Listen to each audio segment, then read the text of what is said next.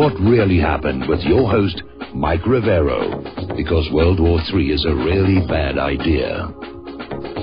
Here is your host, Michael Rivero. And aloha, America. Welcome back to our show. Hour number 3. The phone lines are open, 800-313-9443. And I got to tell you, the firing of James Comey has really improved my attitude today. I don't know if it comes across on the Bam User camera, but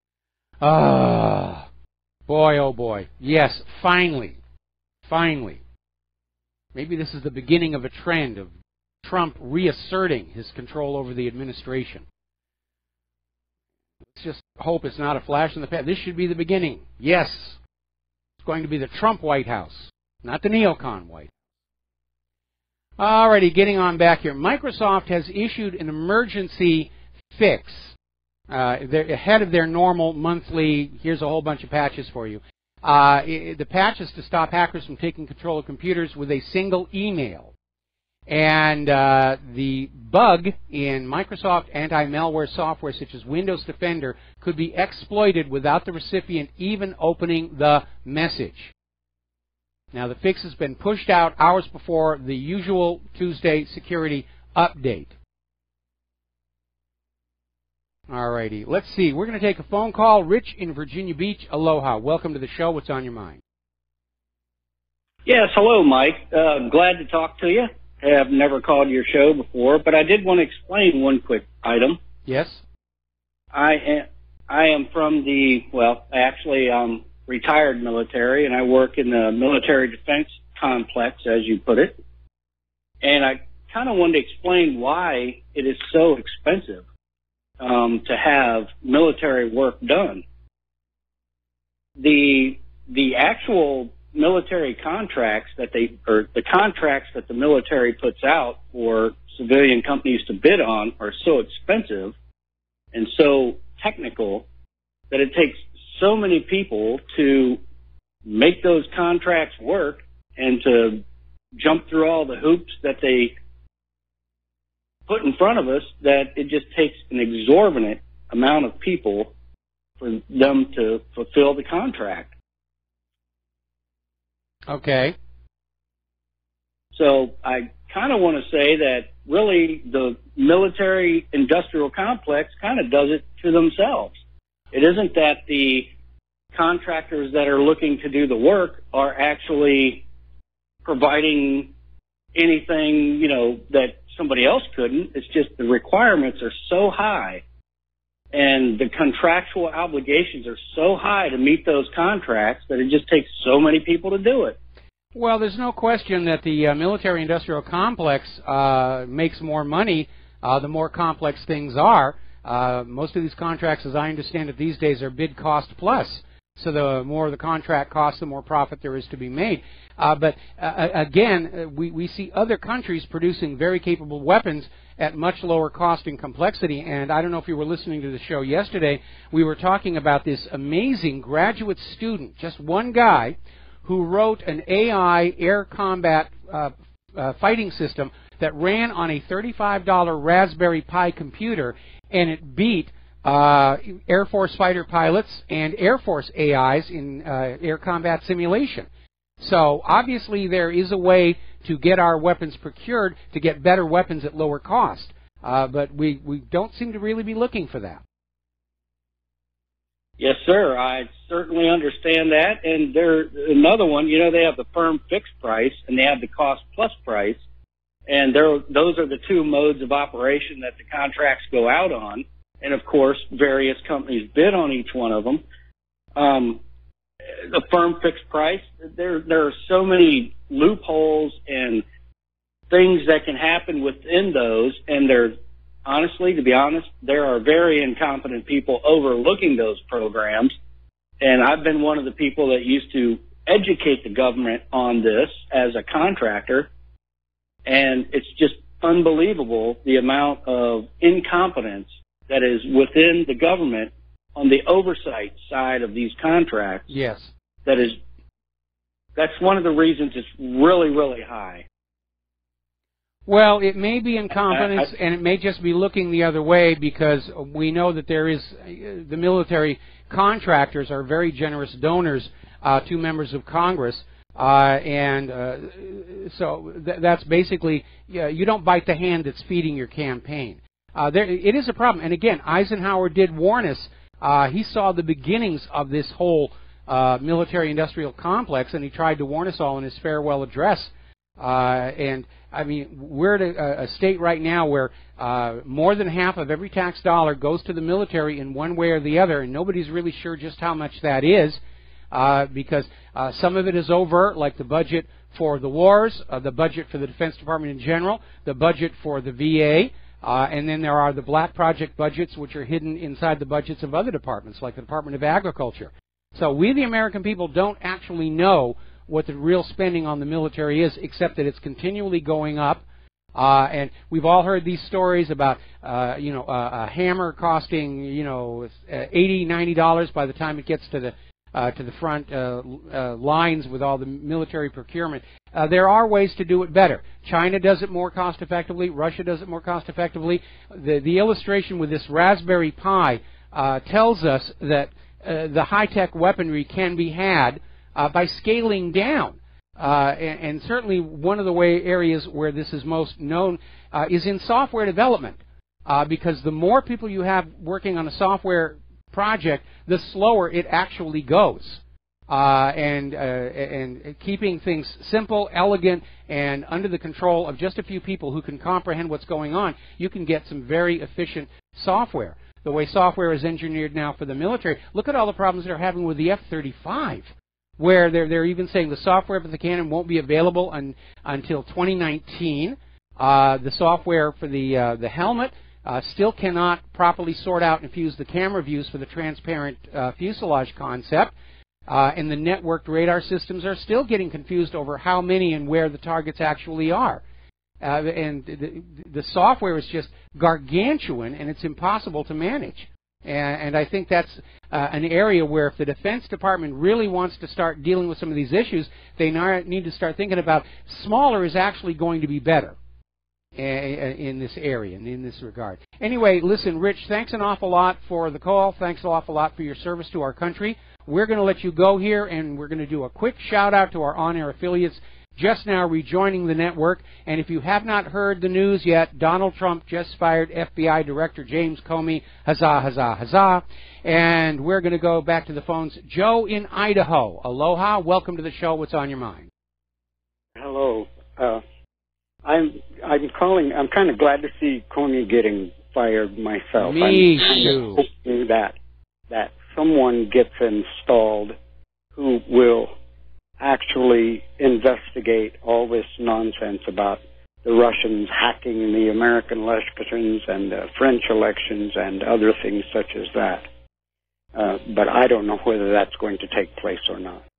But the topic I'm calling about is because I lived in Ukraine for a while. I have two children that were born there. I was married there. I rebuilt a Soviet apartment. I went to a university there. That's why I was there. And then ended up with a family. But so I have paid attention to Russia. I speak Russian, fluent Russian, and I have paid very close attention to what's going on. I have heard quite a bit of talk about how Turkey is kind of turning its back on the U.S. and that they're a member of NATO, and there's a lot of bad talk about Erdogan, president of Turkey, that he's a terrible dictator and things such as that. But when we go back and look at what has happened, there was a coup several months ago, or an attempted coup of Mr. Erdogan. He was at a hot spring at the time. He was taking a hot bath. 2 weeks before this, he had apologized to the Russians for shooting down a Russian jet that was flying to Syria, which the Russians have been invited into Syria by President Assad. And he had apologized. He said that the CIA gave him the coordinates on the jet that flew over Turkey for 17 seconds on its way to Syria, and it was shot down. And he wanted to apologize for the death of the pilot and the shooting down. I think he was trying to make amends to Russia and started realizing that the CIA was not his friend, possibly not NATO. Russia had a deal to put a pipeline through Turkey, an oil pipeline, and also Turkey is a primary tourist destination for Russians. When they shot down this jet, they stopped the contract for the pipeline and stopped all tourism going to Turkey. So it really hurt Turkey's economy in a way. But while Erdogan was at this hot bath, President Putin called him and warned him and said, there's an attempted coup, they're coming after you, you need to get out of there. That's how come Erdogan survived, is because Putin warned him. Erdogan then blamed the CIA. He definitely blamed the CIA and thought that the United States was trying to take over.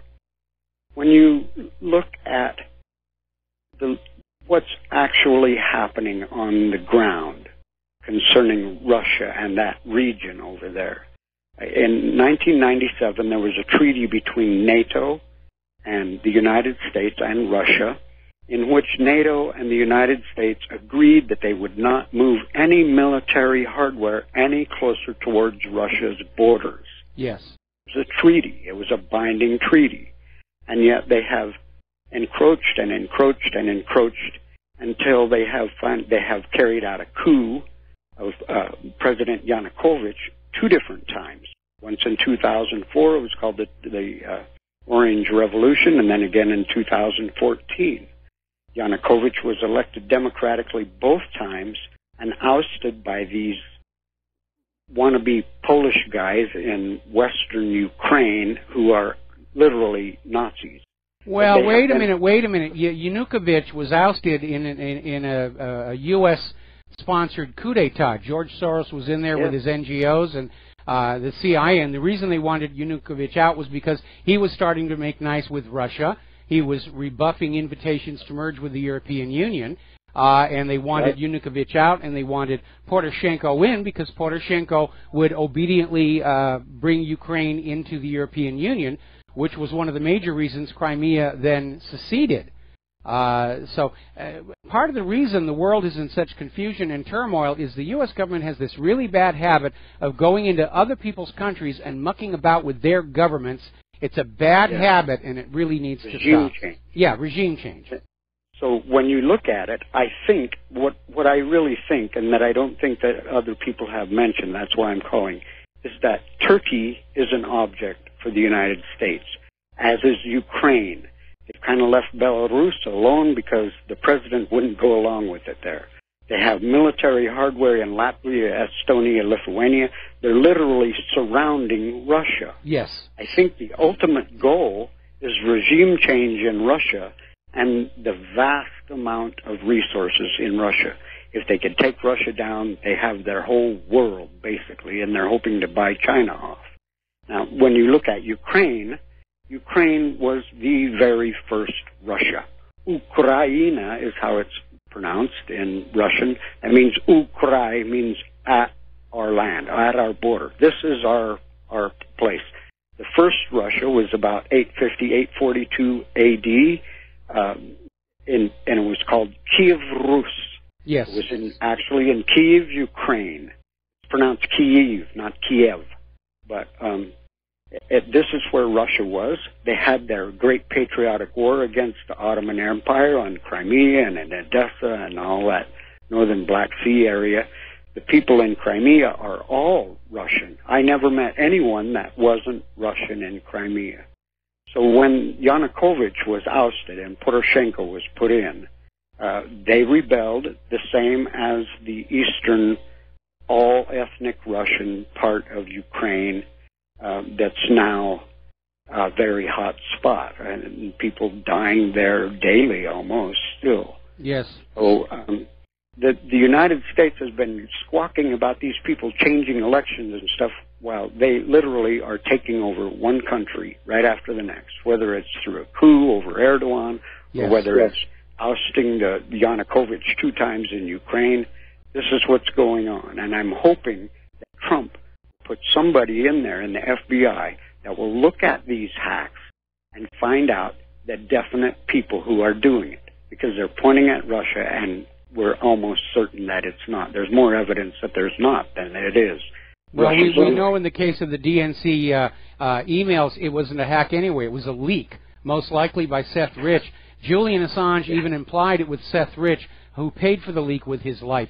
Anyway, listen, Joe, you are a font of great historical information, and I'd love to give you the rest of the show, but I can't. We need to get back to some other things here. But thanks. Yeah. Very good information. And thanks again, and call in again. Appreciate your show. All right, well, thank you very much. That was a good phone call. We're going to let you go, though, and go to Francis in North Carolina. Aloha. Welcome to the show. What's on your mind? Hello, aloha to you both. Aloha. Indeed. You know something, when talking about that student in Trenton, Ohio that was suspended because he happened to like a photo of an airsoft gun, which I went and actually looked up an article about that when it first happened, and the fact that it occurred around 7 or 8 o'clock in the evening when he was at home. You know something, when they reported that deal, they actually blew the lid off the facts. And for people that are still disbelieved that the alphabet soup groups do not monitor what you're doing at home, guess what? Otherwise, I didn't get that part of the story. I didn't realize that this kid had liked the photo on Instagram in his home. The article that I got so they were spying on the kid in his home. He likes an Instagram photo of an airsoft rifle, and they suspend him for 10 days. Boy, what kind of an education are they giving our children to treat them like that? They're trying to condition them to accept total surveillance and total dictatorship. Well, that's just it, though. They're doing it blatantly in your face, but the problem is a lot of people don't even realize that or even think about it. But the thing is that it's obvious that the alphabet soup groups are doing this because how else would the supervisors or the school administrators know about what this kid was doing at 7 or 8 o'clock at night in his own home to start with, unless they were informed by the alphabet soup groups to start with about what was going on. The fact that they don't actually blatantly... Okay, they don't need to go... They don't need to go through the alphabet soup agencies. Remember, there was that big stink about this school that had school-issued laptops they gave to the students, and the laptops had built-in cameras, and it turned out there was software on the laptops that allowed school administrators and teachers to access those webcams while the laptops were in the kids' rooms at home. That's true, too. Yeah, and we don't know that this... Okay. We don't know that this young man actually had one of those. No, well, no, what I'm saying is that the schools have access to software to directly spy on students without going through the alphabet agencies. Well, there's that too. Yes. But I think it's pretty blatantly in your face that when you think. I mean, when I first heard the story about it, because I had to look it up back to when it was like just 24 hours after it was reported about what happened.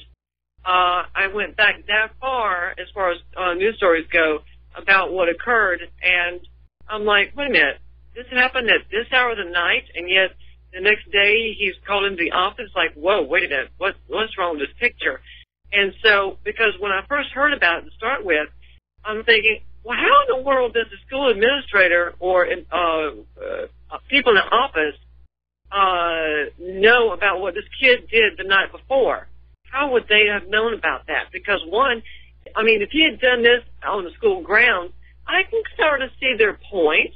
I don't. At the same time, when this was up, I know. Well, we're coming up on a commercial break. Let me finish what I want to say here.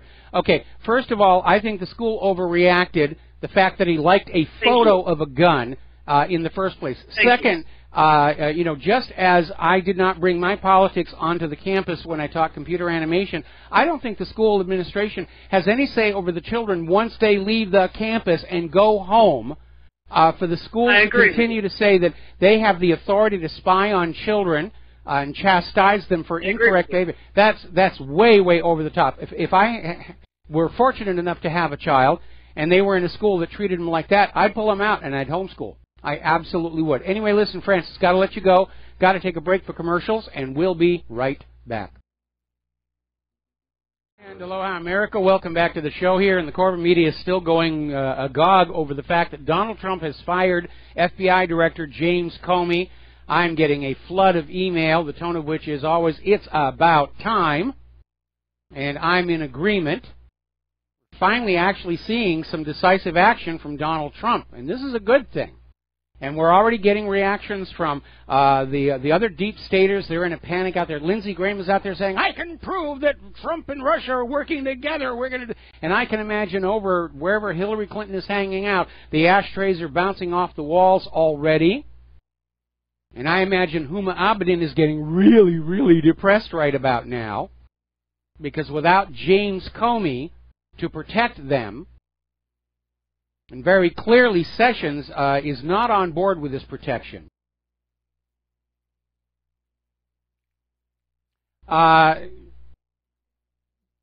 We could actually see some real investigations moving forward. So we're going to see who Trump is going to nominate to be the new head of the FBI. And I imagine there's going to be a lot of opposition in Congress. They don't want a director of the FBI who's actually going to go out and do investigations. It's the last thing they want. All they want are the congressional investigations, which are basically theater pieces. To say, well, the blame spreads everywhere, so nobody gets to go to jail. I hope Trump gets a real hard-nosed investigator in there, not another political cover-up artist.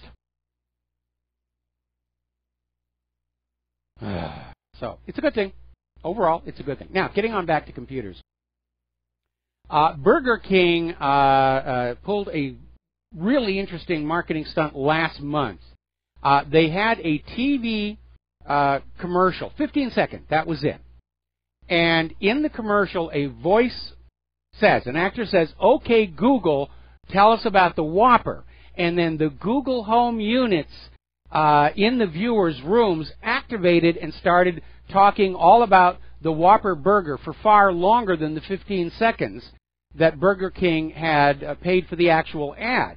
And, of course, it would just keep on going about how wonderful the Whopper was until somebody says, okay, Google, stop. Now, Google and Wikipedia are trying to make fixes to prevent this thing from happening. I think it's an uphill battle.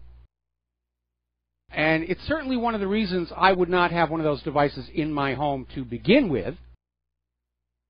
But this idea that you have something that's voice activated near the TV or radio, and somebody on the radio can say, okay, Google, tell us about Michael Rivero.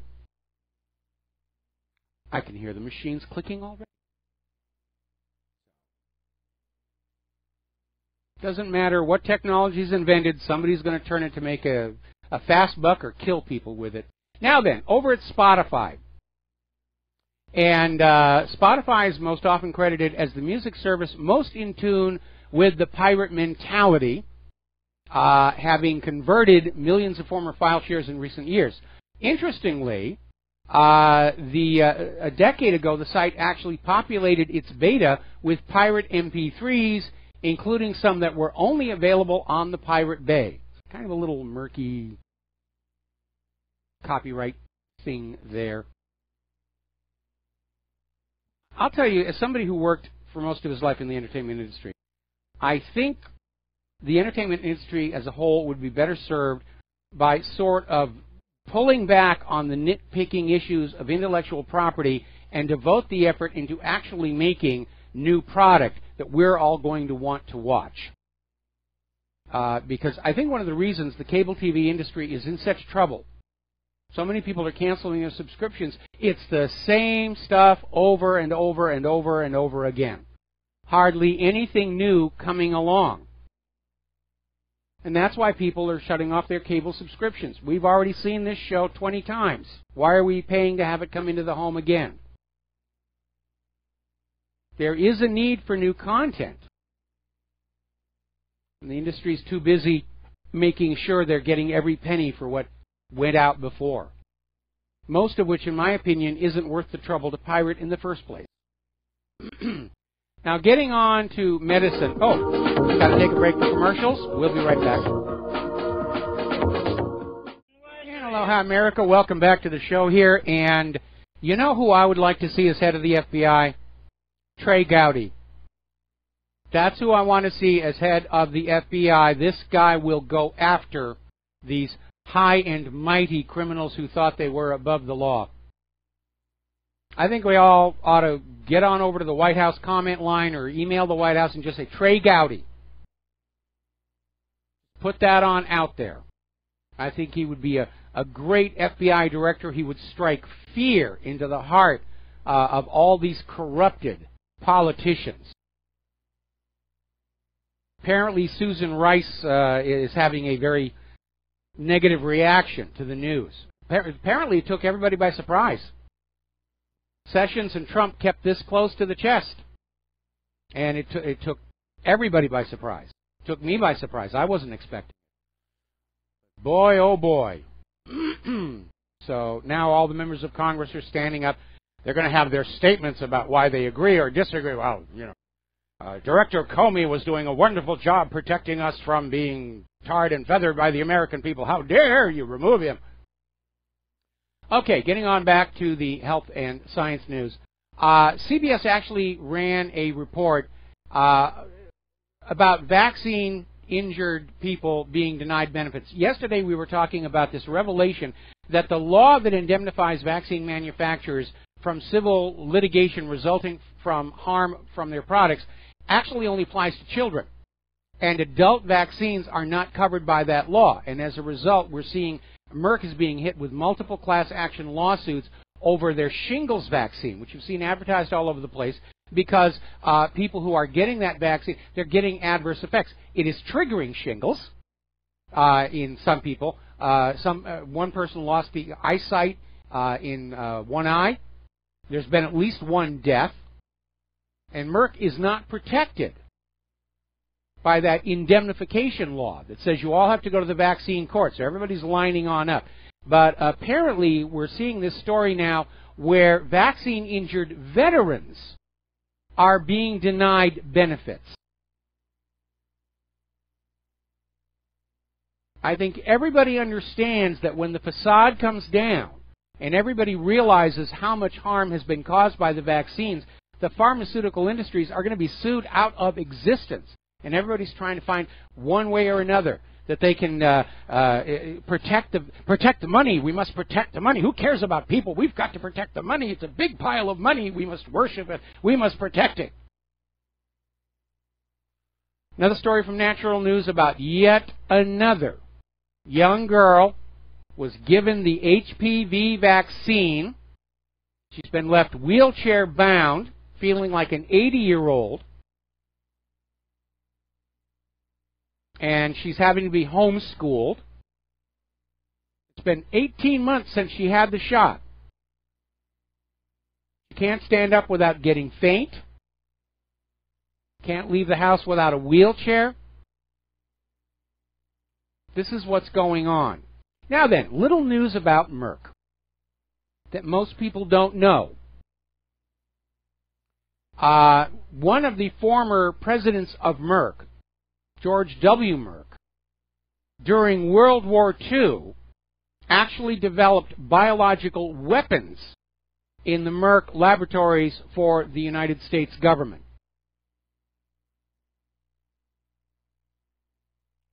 Maybe he thought it was his patriotic duty. Maybe there was just a lot of money in it.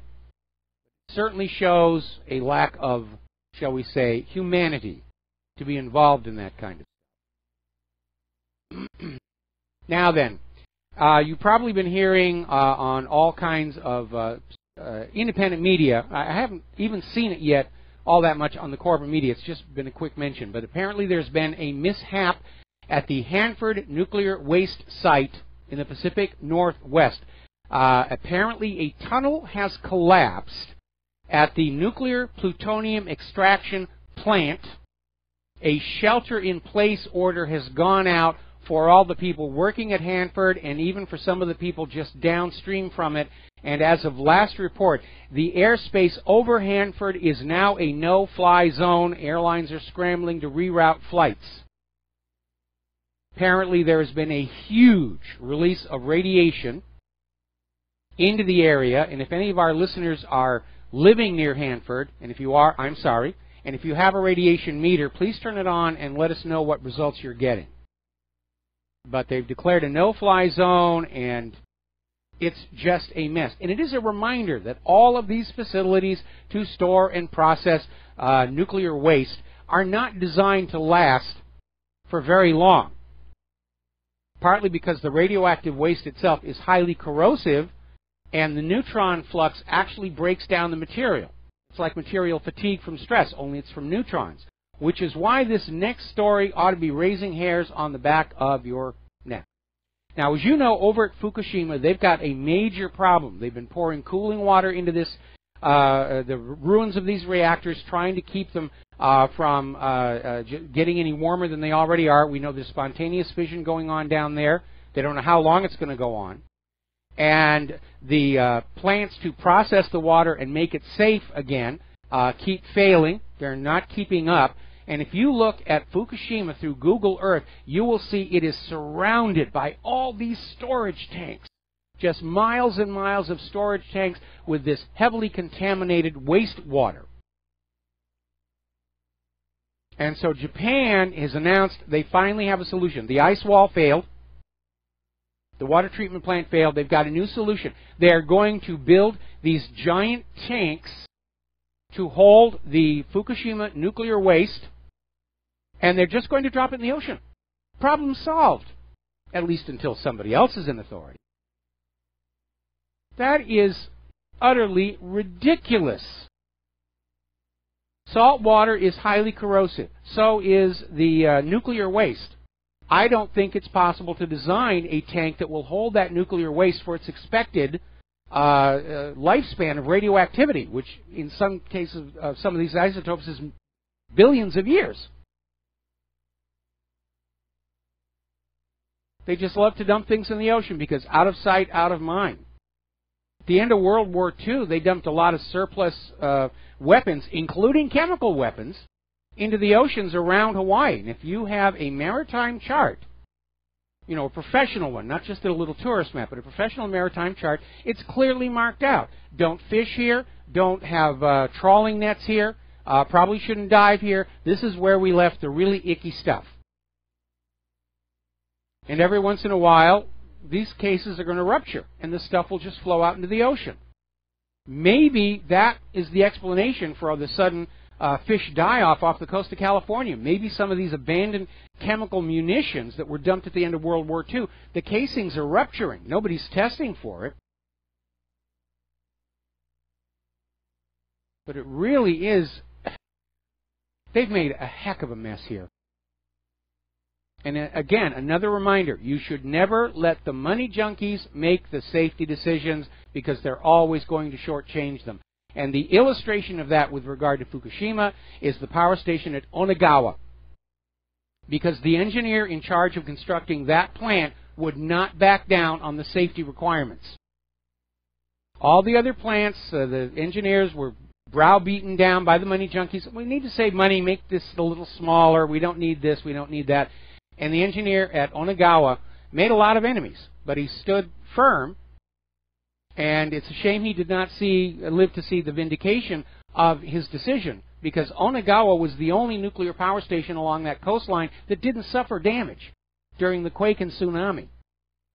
It was possible to build those power stations to not suffer this effect during a quake and tsunami. And most of the power stations, they cut corners to save money. Well, you know, the stockholders want more profit and the executives want more bonuses, so it's a good decision for us to all. Now, on to the subject of human-caused global warming. And apparently, over in Canton, New York, yes, it is snowing. It is still snowing. We are on May 9th. It is still snowing. Over in Colorado, they had an horrific hailstorm. Roads looked like they were covered in snow due to the amount of hail that fell yesterday afternoon. Travel delays. It's just amazing. All this. Remember back in 2000, snowfalls are now a thing of the past. Wrong. Now, EPA Administrator Scott Pruitt is today reaffirming in an interview on CNBC he is not a believer in catastrophic man-made global warming, and they are starting to purge the carbonazi scientific observers at both the EPA and the Department of the Interior. They're getting these carbonazis and fanatics out, and they're going to get some real scientists in who are not bought and paid for by Al Gore. Now, of course, Al Gore's got his new movie, The Inconvenient Sequel, coming on out in July. It's making the rounds of the various film festivals, and the obedient reviewers are saying it's amazing, it's fantastic, it's incredible, you must see this. And I'm predicting it is going to be a box office bomb. Because everybody knows what an absolute fraud the first film was. Nobody's going to go back and see Chapter 2 of More Lies, especially with the memory of a lingering winter and several record-setting winters in our memories. We're tired of being lied to. We're certainly not going to buy a ticket to be lied to some more. Now, surprisingly, over at the George Soros-funded Columbia Journalism Review, they are reporting on the number of scientists who are stepping forward to say that the media attempt to blame hurricanes on man-made climate change is not accurate. And they are absolutely correct, because heat is not what causes a major storm. It is a temperature differential between the air and the ground that causes severe storms. And you can get a major hurricane as much by upper atmospheric cooling as you can by warming the ground. And the proof of that is on the outer gas giant planets of our solar system, which have hurricane-like storms bigger than our entire planet at temperatures hundreds of degrees below zero. So yeah, the media they were fear-mongering. Oh, human-caused global warming, that's why we're getting tornadoes and hurricanes. It's all your fault. If you weren't burning up carbon, there'd be no more hurricanes, which is ridiculous. We know that Earth has always had hurricanes. But it's just non-stop bovine excrement. Now, I'm a dog lover. You probably are aware of that. I love big dogs, big fluffy dogs, roll around on the ground dogs. D-A-W-G, dog. So I was a little upset in this story in the Washington Times, where apparently the Department of Veterans Affairs is conducting taxpayer-funded experiments in which dogs are killed to study the effects of methamphetamine and antidepressants on their brains. And 9 Democratic lawmakers are out there saying, is this really necessary to be doing this? Said apparently Representative Dina Titus of Nevada and 8 Los Angeles area lawmakers said the details of these experiments are alarming. It certainly accounts to animal cruelty. Another story coming out of Natural News, almost all medical studies are bogus. The rate of reproducibility is approaching 0. And if you've ever wanted to read large collections of fake news, look no further than medical science journals, because the articles that are being published in them, usually to support the sales of a given product, are fraudulent. Richard Harris, who works for NPR, says the result is billions of dollars in fraud, waste, and unnecessary expenditures on big pharma drugs that just do not work, and in some cases can be harmful. Our science in this country has become politicized. It's no longer scientific.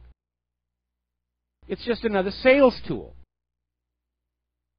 And we've abandoned scientific method, and that is a mistake to do, because scientific method exists because of the recognition that an individual scientist is just as easy to corrupt as an individual politician or clergy or anybody else. If you offer them enough money, yeah, they'll write the science report and say, see, I'm a scientist. I got a white coat and a clipboard. Just accept what I say without argument. And the whole system has become corrupted by politics and money junkiism. And that is another reason why I am very upset that our schools are not really teaching science and scientific method to students. They're certainly indoctrinating them with the politicized science, human cause, global warming, blah, blah, blah, blah, blah. But they're not teaching kids how to think, how to analyze, how to check and verify for themselves. And the principle of reproducibility is the bedrock of the scientific method. If I conduct an experiment and I get this result, I should be able to tell you what materials I used, the procedure I used, and you should be able to generate the same result. If you can't, there's a problem. And we're seeing all these so-called medical studies that support big pharma drugs. They can't be reproduced. That's a problem. Remember when the ClimateGate scandal broke and researchers went to Hadley CRU and said, well, the solution is easy. Just give us the raw data and how you analyzed it. Let us reproduce your result that says there's a hockey stick human warming. And Hadley CRU said, no, we erased the raw data. We didn't have enough room on our computer. Didn't have the money to buy an extra little shirt pocket terabyte drive. Just take our word for it. We've got all these pretty expensive charts that we did.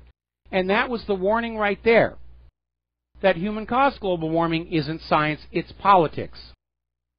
Anybody who claims to be a scientist who says the raw data is no longer available or I can't share with you the steps to reproduce my results, they're a con artist, white jacket and all. And it's leading to a nation in which we actually have a flood of ineffective and potentially harmful pharmaceuticals being marketed to us on TV in the name of a fast buck. That's a very dangerous situation. Apparently Johnson & Johnson lost their talc cancer case to the tune of $110 million. And again, products put into the market without really knowing. Causes cancer. We'll be right back with the last segment of our show today. Aloha, America. Welcome back to the show here. And getting on back to the firing of FBI Director James Comey. More and more articles are coming on out. And everybody has a different reason for why the firing took place. Some of them highly speculative. Some of them really don't make any sense.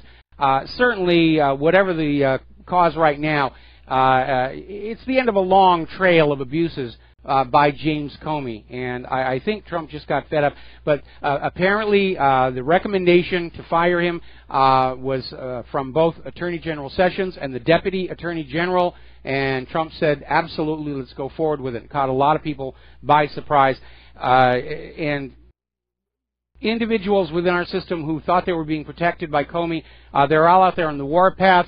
Trump is Nixon, Trump is Hitler, Russia, Russia, Russia. In fact, one person even sent me an email saying Trump's firing of James Comey proves he's working for Vladimir Putin because Putin was terrified that James Comey was going to find evidence, blah, blah, blah, blah, blah, blah, blah. So everybody's in thrash mode. They haven't strategized their conformity yet, which means coordinate the lies.